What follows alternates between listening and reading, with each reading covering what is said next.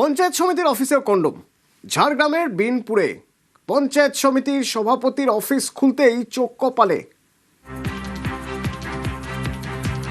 রাজু আছে আমার সঙ্গে। রাজু, জানা গেল কিভাবে? প্রথমত বলে রাখবো, এই যে পঞ্চায়েত সমিতির যে অফিসটি রয়েছে বা তার যে দপ্তর, সেই দপ্তরের কার্যালয়ের যে কক্ষ, সেই কক্ষটি মূলত লক্ষ্মীর ভান্ডার বা অন্নপূর্ণার ভান্ডার, যেটা ফর্ম ফিল আপ হচ্ছে ব্লকে, সেই ব্লক অফিসে দীর্ঘক্ষণ লাইনের মধ্যে রোদ্দুরে মহিলা থেকে দাঁড়াতে হচ্ছে। সেক্ষেত্রে স্থানীয়রাই চেয়েছিলেন যে এই কক্ষটি বন্ধ রয়েছে, এটা যদি খুলে দেওয়া হয় সেখানে মহিলারা অন্তত ছাপাতে বসতে পারবে। সেই কথা মতে ব্লক প্রশাসনের যে আধিকারিক রয়েছেন তিনি সেই কক্ষটি খুলে দেন এবং খুলে দেওয়ার পরেই স্থানীয় যে বিজেপি বা স্থানীয় যে মানুষজন তারা দেখেন চারিপাশে ছড়িয়ে ছিটিয়ে রয়েছে সেই সমস্ত কন্ডোম, এবং তারপরেই শুরু হয় এটা নিয়ে জল্পনা, এবং তারপরেই গোটা এলাকায় চাঞ্চল্য এবং চারিপাশে যে আলমারি বা অন্যান্য যে জায়গাগুলো রয়েছে সেখানেও দেখা যায় একাধিক জায়গা থেকে এই কন্ডোম উদ্ধার হয়, এবং এই কন্ডোম উদ্ধারকে কেন্দ্র করে নানা প্রশ্ন উঠতে শুরু করে। ইতিমধ্যে সেই সময় যে শাসক দল, এখন বর্তমান যে বিরোধী দল, সেই বিরোধী দলের উপর একাধিক অভিযোগ, কারণ বিভিন্ন জায়গায় বারংবার দেখা যাচ্ছে যে কোথাও কলেজে, কোথাও স্কুলে বা কোথাও বিভিন্ন জায়গায় তাদের এবার দেখা গেল যে ঝাড়গ্রামের বিনপুরে সেখানে বিডিওর নির্দেশে বন্ধ পঞ্চায়েত সমিতির অফিস খুলতে সেই পঞ্চায়েত অফিসের ভিতরে কন্ডোম। লোকারের সামনে দেখে যে কন্ডোম প্যাকেট আছে, এবং ভালো করে যখন দেখা যায় 4-500 মতো আছে পঞ্চায়েত সমিতি অফিসে, বিডিও অফিসে এরকম কন্ডোম পাওয়া যায়, তাহলে খুব দুঃখের বিষয়। একদম আলমারির ভিতর যে লকার আছে সেই লকারের ভিতরে আছে। সভাপতির চেম্বারের পাশে আলমারিতে কিছু কন্ডোম রয়েছে, সেটা দেখতে পাই। 15 বছর সভাপতির চেম্বারের আলমারির মধ্যে কন্ডোম দিয়ে বিগত দিনে কিসের উন্নয়ন হয়েছে সেটা আমরা বুঝতে পারছিলাম না, সেই অনুসন্ধানে আমরা রয়েছি। হাসপাতালে মদনের দালাল রাজের দিন আউট। কামারহাটির সাগর দত্ত হাসপাতালে বিধায়কের চক্র, অভিযোগ পেয়ে শটান হাসপাতালে বিজেপি নেতারা। হাসপাতাল সুপারকে নালিশ, এবং কি হলো সেখানে দালাল চক্র বন্ধের দাবি করছেন তারা।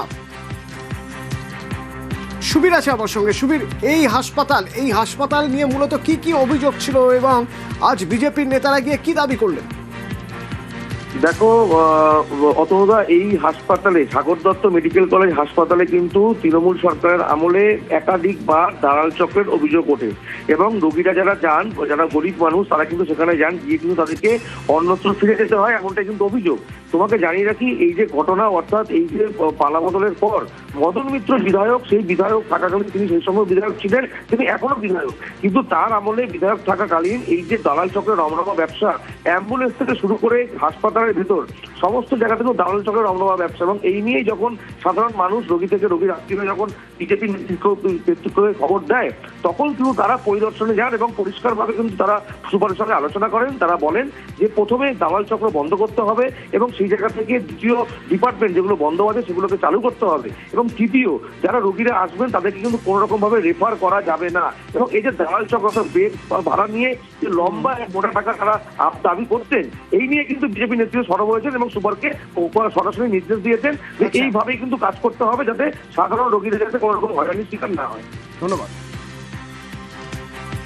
একদিকে আমাদের দুর্নীতি নিয়ে জিরো টলারেন্স, ইনফ্রাস্ট্রাকচার থেকে আরম্ভ করে যা অর্থাৎ এখানে প্রয়োজন আছে সেগুলো কেন্দ্র সহযোগিতা করবে, এবং রাজ্য সহযোগিতায় সেটা সম্পূর্ণভাবে গড়ে উঠবে। এটাই আমরা ওনাকে বললাম, আশ্বাস দিলাম যে আমাদের সরকার করবে। বাকি তো আমাদের এমএলএ যারা আছেন তারা এসেছিলেন, আর তারা এসে কথা বলে গেছে। বারুইপুরে পদ্মপুকুরে ফের ত্রাণ চুরির পর্দা ফাঁস। জোড়া গোডাউন থেকে রাশি কম্বল, ত্রিপল উদ্ধার। গত বছরের ট্যাগ লাগানো ত্রাণের বস্তা বাজেয়াপ্ত, অর্থাৎ গত বছর ত্রাণের জন্য যা দেওয়া হয়েছিল সেগুলো সব রয়ে গেছে কোথায়?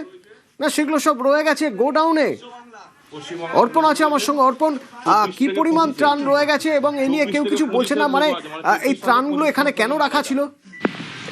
দেখো, বিজেপির তরফ থেকে স্পষ্ট অভিযোগ যে এলাকাবাসী যারা ত্রাণ পাওয়ার কথা সেই ত্রাণ তারা বন্টন করেননি তৃণমূলের পক্ষ থেকে।